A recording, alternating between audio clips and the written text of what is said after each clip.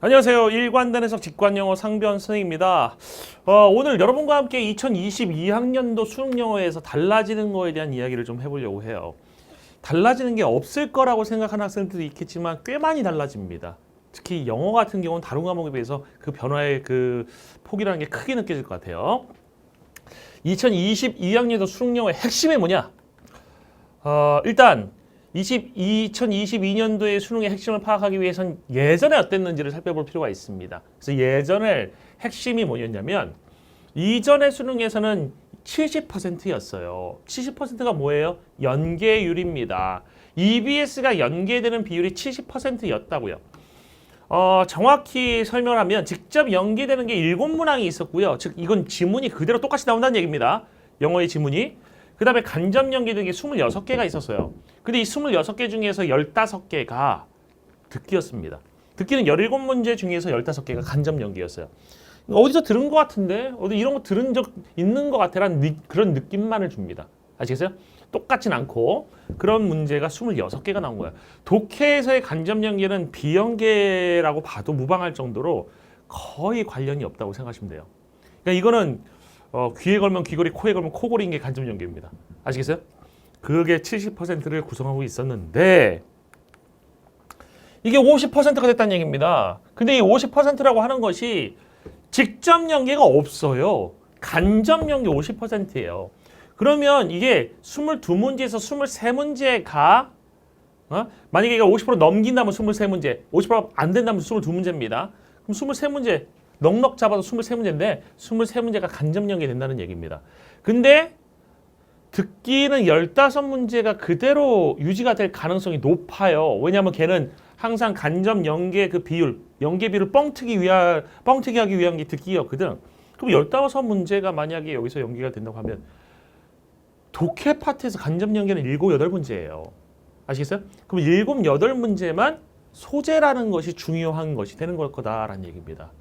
이게 EBS가 수능에 반영되는 데 있어서의 차이점이에요. 아시겠어요? 그러면 중요해지는 게 무엇이냐? 본질적인 실력이 중요해져요. 그러니까 심하게 얘기하면 이렇게 할 수 있어. EBS를 달달달달달달 했어. 나는 영어의 실력이 부족한데도 달달달달달 했어요. 그러면 어떻게 되죠? 그 7문제는 쉽게 풀 수가 있었어요. 그러니까 7문제 보너스 비슷한 게 생기는 것이었을 수도 있다는 얘기입니다. 물론 다 생각만 하진 않죠. 어휘라든지 뭐 빈칸 같은 거 생각 안 날 수도 있고요. 그렇지만 한번 했던 것이기 때문에 쉽게 풀 수 있었을 거란 말이야. 상대적으로 난이도를 떨어뜨려주는 요소였을 수도 있다는 얘기입니다. 달달달달 공부한 학생들에게는. 특히나 뭐 적중률 높은 자료를 통해서 똑같은 걸 풀어봤다고 하면 너무 쉬운 거지. 특히 빈칸이 포인트가 똑같은 게 나왔어. 그럼 이 3초 만에 풀 수 있는 것이 되었다는 얘기입니다. 걔를 3초 만에 풀잖아요. 그럼 다른 문제를 더 여유롭게 풀 수 있지. 점수가 올라간다는 얘기예요. 이해됩니까? 그게 없어진다는 거지. 그게 없어진다는 거야. 그러면 이제 뭐예요? 본질적으로 실력이 중요해진다. 그러니까 여러분이 이걸 이미 느꼈어. 근데 어디서 느끼고 있냐면 교육청 모의고사는 연계가 안 되잖아. 교육청 모의고사처럼 나온다는 얘기예요. 그러니까 옛날에는 평가원이 딱 봤을 땐 평가원이 직접 연계 7개가 있기 때문에 오 이거 뭐야 봤던 것들이야 라는 느낌이 있었는데 교육청 볼 때 그런 게 없잖아. 그 교육청 보는 그 느낌이 그대로 수능에 나온다라는 얘기입니다.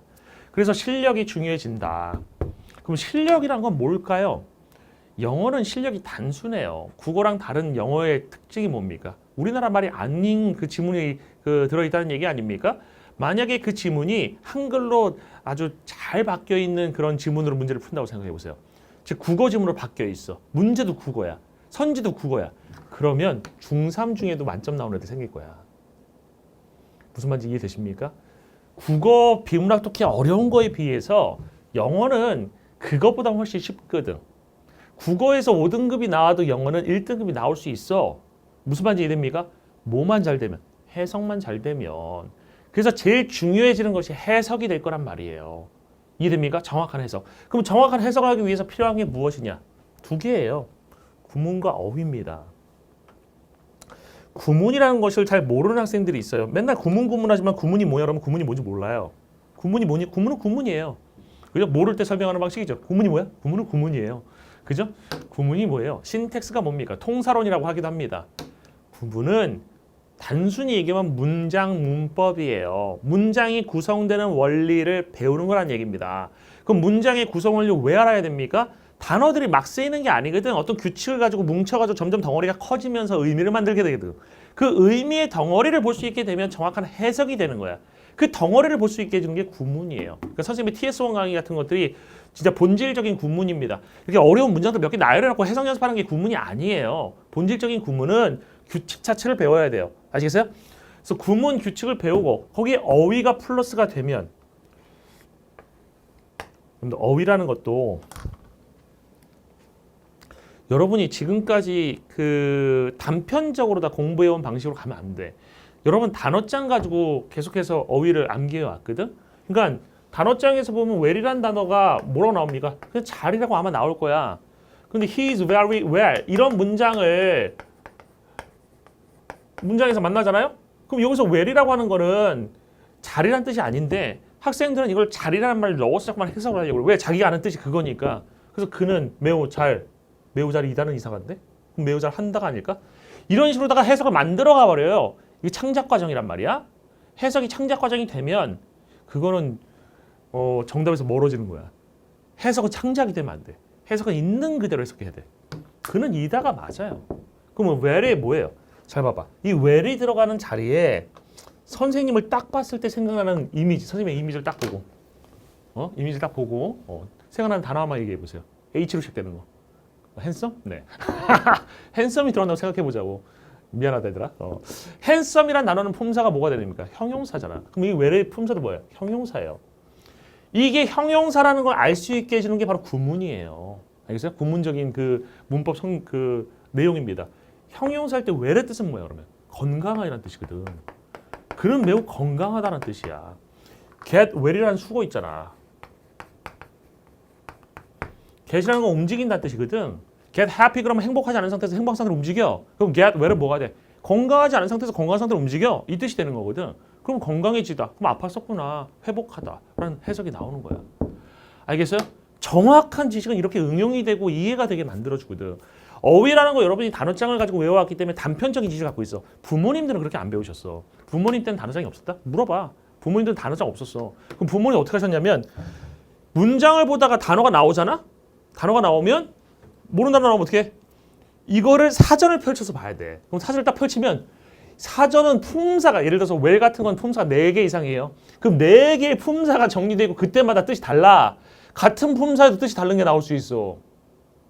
그러면 부모님들 뭐 하셨겠니? 그 문맥에 맞는 뜻이 뭔지를 자꾸만 찾으려고 했겠지. 그러다가 유레카를 외치고 하나를 찾는다고. 그러니까는 본질적인 어휘에 대한 능력이 뚜렷해지고 그 다음에 그 능력은 곧바로 실력으로 다 바뀔 수 있는 능력이 된 거야. 근데 여러분들은 단어장 가지고 했기 때문에 자기 알고 있는 단어장의 뜻, 단편적인 뜻 가지고 자꾸만 밀고 나가니까 오히려 소설을 쓰는 능력만 강화되어 온 거야. 그래서 이 두 가지가 바뀌어야 돼요. 구문하고 어휘가 제대로 체계를 잡아야 됩니다. 그리고 구문 같은 경우에도 선생님 TS1 아마 OT를 들은 사람 알겠지만 우리나라의 주류가 되는 거는 1800년대 중엽의 구문 체계예요. 이미 1970년대 이럴 때도 구문이 엄청나게 발전을 했거든. 알겠어요? 영어학에서 발전된 체계로 다 공부하시면 예외도 별로 없어요. 아시겠어요? 그래서 이 두 개가 잡히면 해석이 되는 거야. 해석이 될 때 그때 이제 독해라는 것이 의미를 갖게 되는 거지. 해석이 안 되면 독해도 의미가 없어요. 학생들이 해석하고 독해가 똑같다고 생각하는데 그것도 착각이에요. 야, 국어의 비문학 독해 있잖아. 국어 해석했니? 국어 우리나라 말 가지고 무슨 외계어로 바꾼 다음에 그 다음에 이해합니까? 아니잖아요. 국어는 우리가 해석이라는 단계가 없거든. 국어는 그냥 이해 바로 되잖아. 그 상태에서 독해라는 게 있잖아. 마찬가지야. 영어도 독해라고 하는 것이 이게 우리나라 말로 해석한 이후에 독해가 이루어지는 거지 영어 자체에서부터 독해가 이루어진다는 건 거의 원어민 수준인 거야. 그래서 여러분 수준에서는 아마 우리나라 말로 바꾼 다음에 독해가 이루어지는 거지. 그래서 이거 다음에 이것이 가는 것이 실력을 키우는 방식이라는 얘기예요. 이해되십니까? 그래서 올해는 본질적인 실력이 중요해집니다.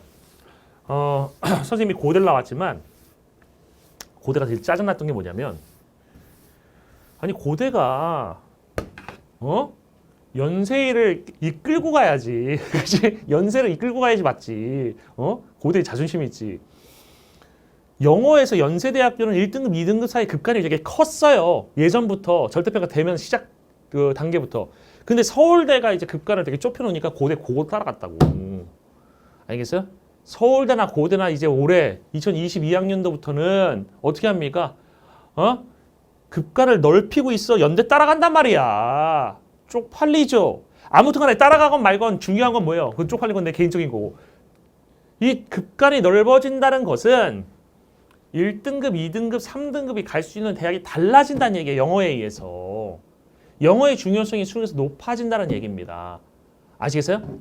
그래서 본질적인 실력이 중요해진다 갈수록. 괜찮은 학교, 괜찮은 과 가려면 무조건 1급 나와야 되는 거고 저는 최소한 인서울, 최저 마지노선 2등급이 될 겁니다. 이제. 아시겠어요? 2등급 맞으셔야 될 거야. 옛날에 4등급, 영어 4등급 서울대 가는 일이 있었습니다. 그죠? 그런 일이 이제 없어진다. 아시겠어요? 그런 일이 이제 없어진다. EBS 연계교재 활용법도 바뀔 거예요.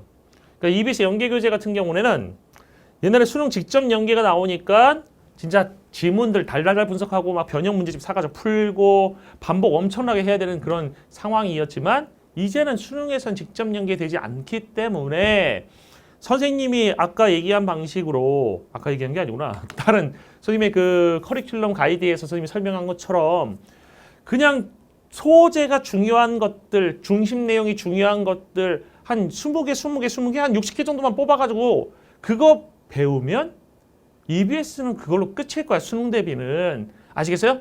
그러니까 책을 사는 것도 필요 없을 것 같아. 그냥 60개의 지문 그냥 선생님 뽑아놓은 거 공개할 테니까 그것만 공부하셔도 상관없을 것 같아요. 무슨 말 이해되십니까? 내신에서만 EBS가 좀 의미를 가질 거야. 그러니까 고3의 1학기 내신까지는 수능에 입시에 들어가니까 1학기 내신에서 학교에서 분명히 수능 특강하고 영어하고 영어 독해를 내신 교재로 쓸 가능성이 높거든. 고3은 좀 다릅니다. 고3을 그냥 일반적인 교재를 하진 않을 거야. 아직도 연계율 50%라는 게 있을 것이고 아마 정책적으로 EBS 교재를 활용하는 게 계속해서 유지되지 않을까라는 게 선생님 예측이에요. 그래서 1학기 때는 EBS 교재가 아마 내신용으로는 중요한 의미를 계속 가질 겁니다. 근데 2학기 때는 진짜 의미 없을 거예요. 그러니까 60개 지문만 뽑아서 공부하면 되는. 아시겠어요? 응? 지금 60개만 딱 뽑는 이를 작업을 6월 달 정도부터 시작하려고 합니다. 아시겠어요? 그래서 교재 활용법도 바뀐다라는 것을 알려드립니다. 봅시다. 뭐 절대평가에서 제일 중요한 게 90점 아닙니까? 그래서 선생님 드리고 싶은 말씀이 있어요. 90점을 위한 공부는 존재하지 않습니다. 나는 90점만 나오면 되니까 90점 맞기 위한 공부를 해야지. 그런 게 어디 있어? 얼마큼 하면 90점을 받을 수 있는 거야. 학생들의 생각은 한 옛날에 100%를 했다면 한 90%만 하면 되겠지. 실질적으로 그런 생각을 하는 애들은 30%도 안 해. 무슨 말인지 알겠어요? 이 생각을 해봐. 예전에 상대평가 시절에 비해서 문제의 난이도가 확 떨어지지 않은 상태예요. 절대평가라고 해서 영어는 중요한 과목입니다. 영어는 대학교 1학년 신입생이 되자마자 보는 첫 번째 시험이 영어 시험이에요. 대학생들 다 할 겁니다. 알겠어요? 영어로 원서책 읽어야 되고 레포트 써야 되기 때문에 영어, 교양 영어라는 것도 등급을 나눠서 이렇게 수업을 많이 하거든. 그렇기 때문에 영어의 난이도를 막 이렇게 낮추진 않을 거란 말이야. 그지? 예전에 상대평가 시절에요. 100점을 위한 공부를 했었단 말이야. 상대평가 시절에 100점을 위한 공부를 했었다는 얘기는 무슨 말이야? 100점과 97점 사이의 표점 차이 때문에 대학이 당락이 결정이 됐단 말이에요. 그래서 무조건 영어에 만점을 맞고 들어가야 됐었어. 좋은 대학, 좋은 과를 가기 위해서는. 그 당시에 만점을 위해서 공부했던 학생들이 그렇게 많았지만 실질적으로 90점을 넘는 학생의 비율은 8%밖에 안 됐어요. 이 말의 의미가 무슨 말인지 이해되십니까? 아니 100점을 위해서 공부해도 90점 넣는 애들 8%밖에 안 된다고. 100점을 위해서 공부해도 90점을 위해서 공부해서는 90점을 넘을 수가 없어요. 그러니까 여러분의 생각 자체를 바꾸셔야 됩니다. 이거 대충 접근하면 영어 점수 나오지 않습니다. 그래도 영어는 공부한 만큼 나오잖아. 공부한 만큼만 나와요.